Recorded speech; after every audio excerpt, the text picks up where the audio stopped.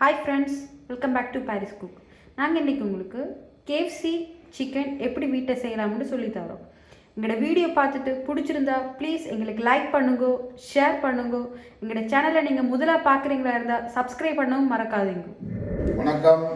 நான் இன்றைக்கு உங்களுக்கு KFC கோழி எப்படி செய்கிறேன்னு சொல்லி காட்டித்தர போகிறோம். இதில் என்னென்ன பொருட்கள் இருக்குன்னு சொல்லிட்டு நான் செய்கிற முறையை காட்டித்தரேன். இதில் சோளன் மாவு எடுத்து வச்சுருக்கேன் 1 கப். இதை அரிசி மாவு பாதி கப்பில் எடுத்து வச்சுருக்கிறேன். கோழி இதில் 3 கால் இருக்குது. இந்த கோழியை நீங்கள் எடுத்து வடிவு நீட்டாக கழுவிட்டு இந்த பாருங்கள், இதே மாதிரி இப்படி கீறணும். இஞ்சி, உள்ளி, உப்பு, தனி மிளகாத்தூள் இது இவ்வளவும் போட்டு மிக்ஸ் பண்ணி போட்டு இந்த கோழியில் பிரட்டி 1 மணி நேரம் வைக்கணும். அப்போ தான் இந்த நச்சியில் ஃபுல்லாக அந்த மசாலாலாம் அப்படியே இழுக்கும். அப்போ தான் KFC கோழி டேஸ்ட் வரும். இப்போ நான் உங்களுக்கு இந்த மாவை மிக்ஸ் பண்ணுறது அப்படின்ட்டு காட்டித்தரேன். ஒரு கொஞ்சமாக தனி மிளகாத்தூள்,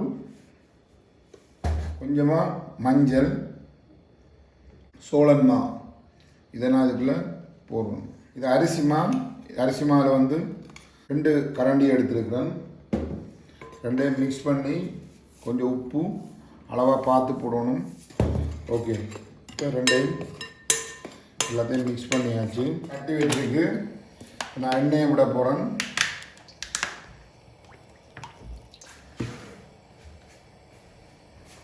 கோழியை நல்லா மாவில் மிக்ஸ் பண்ணி எடுக்கணும்.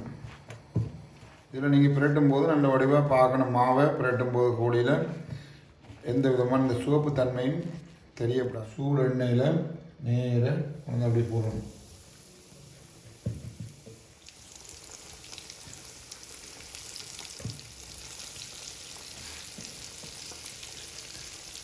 ஸோ உங்களுக்கு KFC கோழி பொரிஞ்சு வந்துருக்கு. அடுப்பை நீங்கள் சின்ன டனலில் விடணும். அப்போ தான் அந்த கோழி நல்லா உள்ளுக்கு பொரியும். இப்போ அடுத்தவளம் புரட்டி விட போகிறேன்.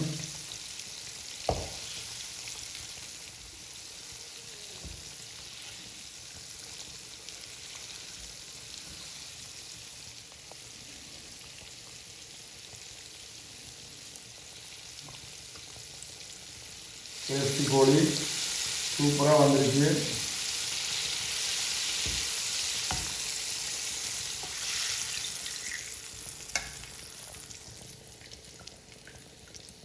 நம்மளோட KFC கோழி சூப்பராக ரெடி ஆயிடுச்சு.